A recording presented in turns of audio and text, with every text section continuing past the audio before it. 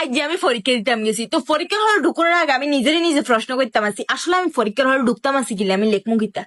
পরে আমার মনে পড়ে গেছে, আরে আমার লগে তো একটা বই, এটাতে চাইছে লিখেলাম, সানের ভিতরে তো আমি এক্সপার্ট। হলে ঢুকি যেন লগের গাড়ি দেখছি সেরা সুরুত বালাস, তার মানে হাইরবো। যেন সৃজনশীল প্রশ্নটা দিছে, আমি তার প্রথম সৃজনশীলের, আপু 1 নম্বর সৃজনশীল কও পারেননি? পারে না। 2 নম্বর সৃজনশীলের কও পারেননি? পারে না। এই মতে আমি তার 12টা জিজ্ঞেসি, একটাও পারে না। গুড, ফাটাফাটি, ফ্যান্টাস্টিক। যাক, বই রয়েছি। তো সেই একটু পরে আমার জিজ্ঞায় উদ্দীপক বানানটা কই দিতে না হারবেননি? আমি তার দিকে এমনি রে নিলাম, তারপর আমি আমার আল্লাহর দিকে রে নিলাম। আমি কইলাম উদ্দীপক বানান প্রশ্ন আছে স্থান, আমি রিডিং পড়তে পারি না, আমি তো আপনার আশায় এসেছি।